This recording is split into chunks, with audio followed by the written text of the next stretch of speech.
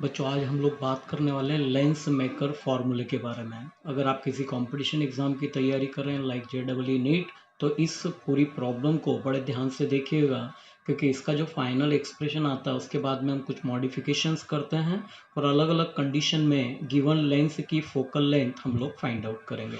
ठीक है बच्चों, अब इस प्रॉब्लम को सॉल्व करना है तो आप ध्यान से देखें। हमने एक रिफ्रैक्शन फार्मूला आप लोगों को पढ़ाया था।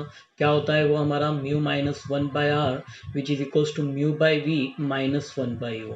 तो बच्चा इस पूरा जो प्रॉब्लम है इसका बेसिक जो बेस है वो ये हमारा रिफ्रैक्शन फार्मूला। अब क्या क्या होता है, किस तरह से हम इस फार्मूले को डिराइव करें, तो आप ध्यान से देखें।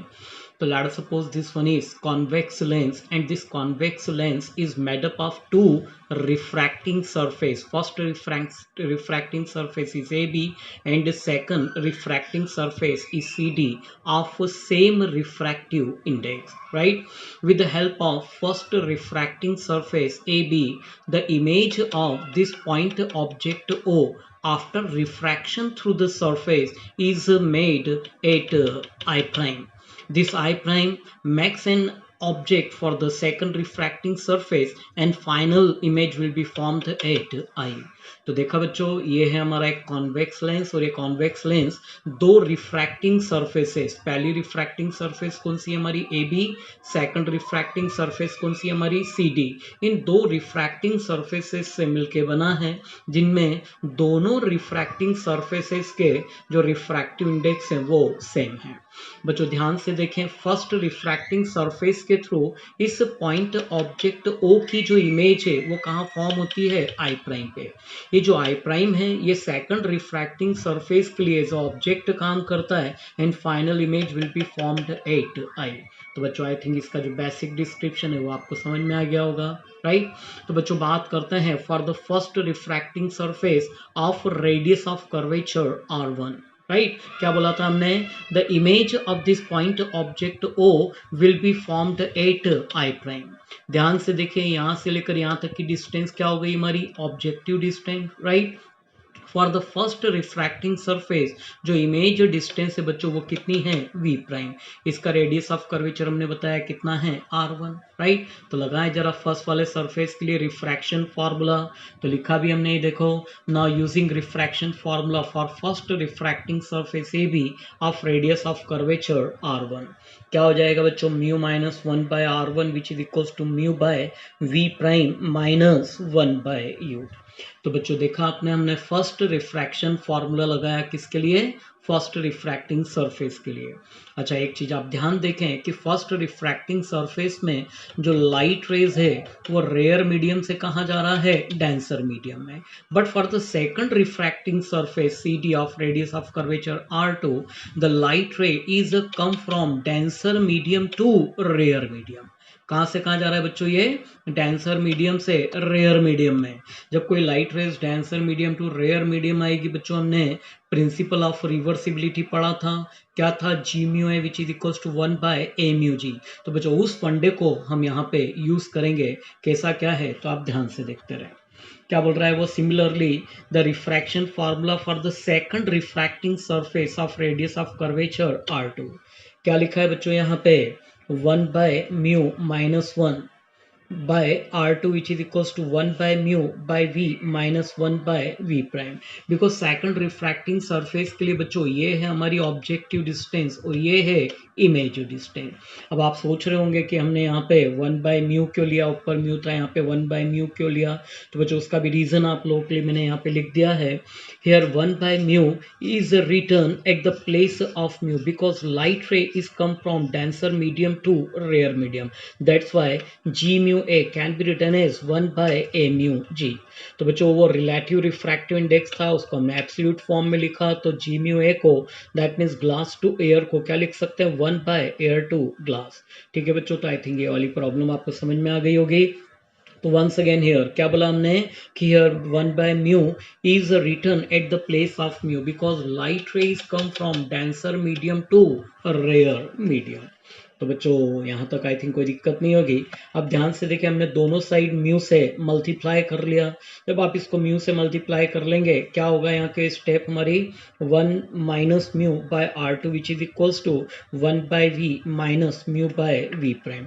अब बच्चों हमारे पास में दो इक्वेशन नंबर 1 और इक्वेशन नंबर 2 दोनों को हम ऐड कर लें। जब हम दोनों को ऐड करते हैं, यहाँ कितना है mu minus 1 by R one plus 1 minus mu by R two which is equals to. अब बच्चों यहाँ जो म्यू बाय वी प्राइम और म्यू बाय वी प्राइम आपस में क्या होंगे, कैंसिल। मतलब अगली स्टेप हमको क्या मिल रही है, mu minus 1 by R one. बच्चों ध्यान से देखो, यहाँ था 1 माइनस म्यू, मैंने क्या किया, माइनस साइन को कॉमन लिया, तो अगली स्टेप क्या हो जाएगी, mu minus 1 by R two which is equals to 1 by V minus 1 by U. अब बच्चों ऊपर पूरे में से मैं म्यू माइनस 1 को कॉमन निकाल सकता हूँ, राइट। क्या बचेगा अंदर, 1 by R one minus 1 by r2 which is equals to 1 by v minus 1 by u। बच्चों हमने पढ़ा था कि when object is lies at infinite image will be formed at focus. तो जब बच्चों ऑब्जेक्ट कहाँ हो हमारा, इनफाइनाइट पे, देख सकते हैं इमेज कहाँ फॉर्म होती है हमारी, फोकस पे। तो बच्चों यहाँ पे आप मॉडिफिकेशंस करें, u के प्लेस पे कितना है इनफाइनाइट, समथिंग अपॉन इनफाइनाइट कितना होता है बच्चों 0, और v के प्लेस पे कितना लिखना है हमको है। Finally we get 1 by f which is equals to mu minus 1 bracket में 1 by r1 minus 1 by r2। what is this, it is known as lens makers formula. तो बच्चों ये था हमारा lens makers formula. Board exam point of view से देखें तो बड़ा इंपॉर्टेंट क्वेश्चन है। अब बात करते हैं किसी कंपटीशन एग्जाम्स में इस पर्टिकुलर कॉन्सेप्ट के ऊपर किस तरह से क्वेश्चंस आते हैं। तो यहाँ पे आप देख सकते हैं, नोट करके लिखा है मैंने फॉर जेडब्ल्यू एंड नीट। पहली बात कर रहा है focal length of equi convex lens placed in air. बच्चों आपको ध्यान हो, जब हम टाइप ऑफ लेंस आपको पढ़ा रहे थे तो हमने बताया था इक्वी कॉन्वेक्स लेंस की जब हम बात करें, obviously it is made up of two refracting surface, लेकिन दोनों रिफ्रैक्टिंग सरफेस का जो रेडियस ऑफ कर्वेचर है वो बच्चों कैसा होता है, सेम होता है, राइट। अब फर्स्ट के लिए बात करें, कैसा है ये, रेडियस ऑफ कर्वेचर कैसा है, पॉजिटिव। और सेकंड के लिए बात करें कैसा है, नेगेटिव। अब यहाँ पे पॉजिटिव नेगेटिव का और कॉन्सेप्ट आपको ध्यान हो तो आपको बताया था कि लेंस जब हमने फॉर्म किया था तो दो स्फेरिकल रिफ्रैक्टिंग सरफेसेस हमने ली थी। फर्स्ट वाली जो सरफेस है ना, वो एक स्फीयर का पार्ट है, सेकंड वाली जो सरफेस है वो सेकंड स्फीयर का पार्ट है। मतलब इस पार्टिकुलर लेंस के लिए बात करें तो R1 कैसा है, पॉजिटिव, और R2 कैसा है, नेगेटिव। बच्चों ये कंडीशन आप यहाँ पे प्लेस कर दें, किसमें, रिफ्रैक्शन ये लेंस मेकर फॉर्मूले में। तो R1 equals to R2 equals to कितना है बच्चों, R, बट एक प्लस के साथ एक माइनस साइन के साथ यहाँ पे आप सब्सटीट्यूट करें। इस पूरी प्रॉब्लम को आप देख सकते हैं, जब सॉल्व करेंगे तो जो फोकल लेंथ निकलेगा हमारा कौन सा, इक्वी कॉन्वेक्स लेंस का, बच्चों उसका फॉर्मूला याद रखिएगा, F which is equals to R by 2 mu minus 1। तो किसी competition exam point of view से ये बड़ी इंपॉर्टेंट टर्म है। कभी कभी आता है कि कोई लेंस आपको दिया, उसका रिफ्रैक्टिव इंडेक्स वहाँ पे गिवन है ना, रेडियस ऑफ कर्वेचर गिवन है, उसका फोकल लेंथ हमको फाइंड आउट करना है। तो बच्चों इतनी माथाफोड़ी नहीं, आपको ये डायरेक्ट फार्मूला याद रखना है, and with the help of this formula you can calculate the focal length of a given equi convex lens. तो जो सेकंड हमने फॉर्म पढ़ा था किसके लिए, प्लेनो कॉन्वेक्स लेंस के लिए। ध्यान से देखें तो this one is plano convex lens. ये है फर्स्ट हमारी सरफेस कैसी है, कॉन्वेक्स, और सेकंड जो आप देख पा रहे हैं बच्चों वो कैसा है, प्लेन सरफेस।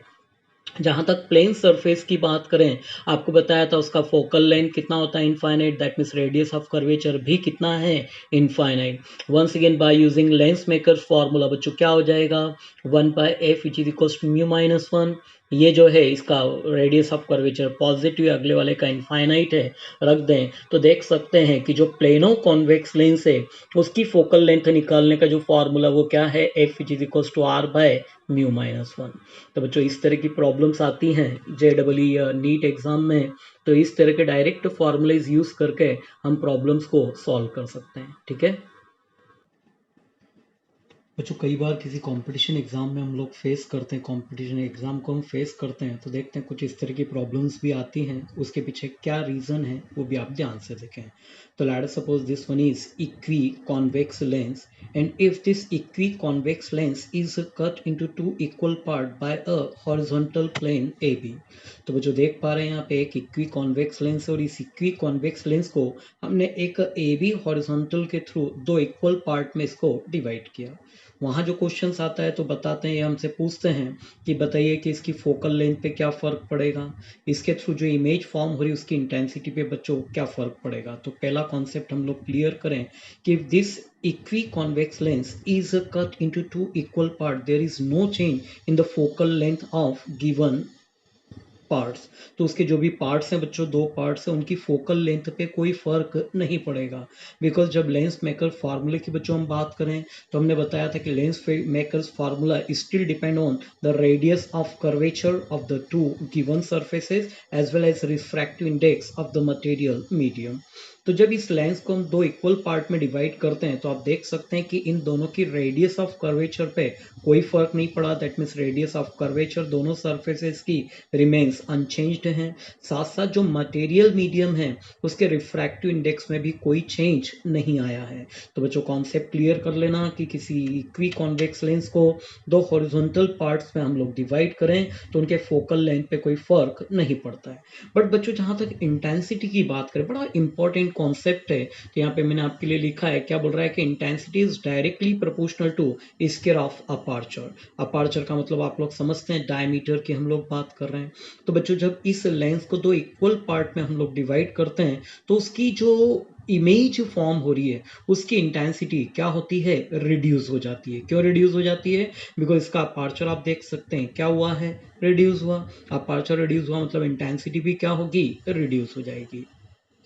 अभी एक बच्चे ने मुझसे प्रॉब्लम पूछा था बीच में कि एक लेंस है और उस लेंस के एक हाफ पोर्शन को हम लोग क्या कर दें, ब्लैक कर दें। तो उसमें क्वेश्चन उसका था कि सर उसकी इंटेंसिटी पे क्या फ़र्क पड़ेगा। तो आई थिंक उस बच्चे को भी आज अपना प्रॉब्लम का सॉल्यूशन समझ में आ जाएगा। तब दे दिया था लेकिन ज़्यादा अच्छा आज उसका कॉन्सेप्ट क्लियर हो जाएगा। तो बच्चों देख सकते हैं कि जब किसी लेंस के हाफ पोर्शन को हम क्या कर दें, ब्लैक कर दें, तो जो इमेज फॉर्म हो रही है उसकी इंटेंसिटी बच्चों क्या होती है, रिड्यूस हो जाती है। अब ये मत बोलना कि अगर पूरा ही ब्लैक कर दे तो क्या होगा। ऑब्वियसली उस कंडीशन में वो एक ओपेक रीजन की तरह काम करेगा, मतलब उस कंडीशन में लेंस से कोई इमेज फॉर्म नहीं होगी। ठीक है बच्चों। अब सेम प्रॉब्लम है कि अगर इस लेंस को अभी हमने हॉरिजॉन्टल कट किया था, अगर इसी लेंस को हम वर्टिकल टू पार्ट्स में, इक्वल पार्ट्स में क्या कर दें, कट करें, तो उसकी फोकल लेंथ पे, सेकंड उसके थ्रू जो इमेज फॉर्म हो रही है उसकी इंटेंसिटी पे क्या फर्क पड़ेगा। तो बच्चों देखें यहाँ पे, this once again this one is equi convex lens and that time this equi convex lens is cut by a vertical line CD. Now that time this particular lens can be divided into two equal parts. क्या होगा बच्चों, ये दो equal part में divide हो जाएगा।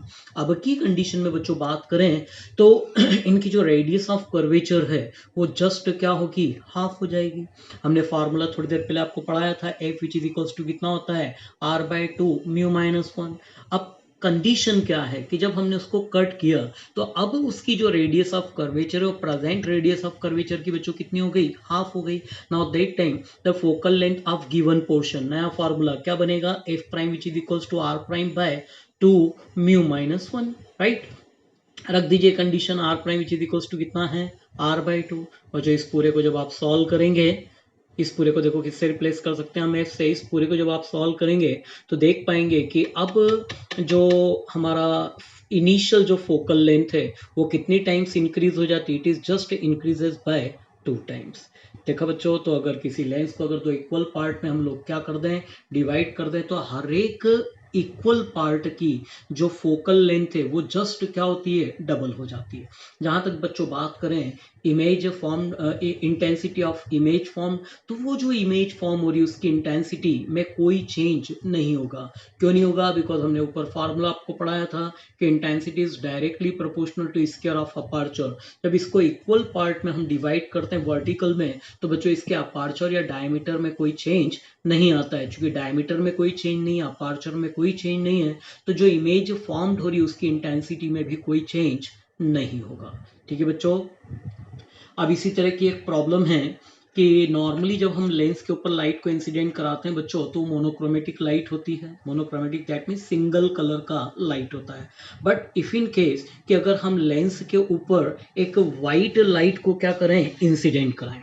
बच्चों जब व्हाइट लाइट को हम इंसिडेंट कराते हैं तो आप देख सकते हैं this one is white light. Now that time when this light is made incident on this lens it splits into its constituent colour. 7 colour में बच्चों ये क्या होता है, डिवाइड हो जाता है। लेकिन वो जो जो 7 कलर में डिवाइड हुआ है तो आप देख सकते हैं कि हर एक कलर की लाइट रेज किसी एक पार्टिकुलर पॉइंट पे जाके क्या हो रही है, मीट हो रही है। इस फिगर को जो आप ध्यान से देख पा रहे हैं तो यहाँ पे आपको नजर आ रहा है the focal length of red colour is quite large as compare to the focal length of violet colour.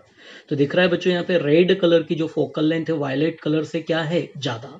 अब आप सोचेंगे कि इसका क्या रीजन है, तो उसको भी हम लोग क्लियर कर दें। देख सकते हैं मैंने आप लोगों के लिए लिखा है कि focal length is inversely proportional to refractive index and it is directly proportional to wavelength. तो बच्चों किसी भी लेंस की जो फोकल लेंथ है वो अलग अलग कलर के लिए क्या होती है, अलग अलग होती है। ठीक है, मोनोक्रोमेटिक लाइट रे की बात करें तो फिक्स होगा, लेकिन जब डिफरेंट डिफरेंट कलर लाइट की बात करेंगे तो उसकी जो फोकल लेंथ है बच्चों वो वेरिएबल होती है। And obviously this focal length is directly proportional to किसके, वेवलेंथ के। जहां तक बात करें wavelength of red colour, obviously it is quite large as compare to the wavelength of violet color. That's why the focal length of a red color it quite large as compared to the focal length of violet color. एक और चीज बच्चों, यहाँ पे आप देख पा रहे हैं कि focal length is refractive index is inversely proportional to focal length. अगर इसी तरह रिफ्रैक्टिव इंडेक्स के लिए हम बात करेंगे तो वायलेट कलर का जो रिफ्रैक्टिव इंडेक्स है वो रेड कलर से क्या होगा, ज्यादा होगा। तो बच्चों देखा आपने, लेंस मेकर फार्मूला तो अपनी जगह था, लेकिन उस पार्टिकुलर फार्मूले के ऊपर बेस्ड कितने सारे कॉन्सेप्ट हैं जो किसी कंपटीशन एग्जाम में हम लोगों को काम आते हैं। तो इन सब कॉन्सेप्ट को भी आप साथ में लेते चलिएगा, क्योंकि आफ्टर कंप्लीटिंग 12th किसी न किसी एग्जाम को हमको फेस करना ही है। और वहाँ जो कॉन्सेप्ट आते हैं it is quite different from your theory, but it is still based on theory. Theory के ऊपर बेस्ड होते हैं लेकिन थ्योरी से काफ़ी डिफरेंट होते हैं। तो देखा आपने किस तरह से प्रॉब्लम्स एग्जाम में आती है और कैसे हमको उनको सॉल्व करना होता है। ठीक है।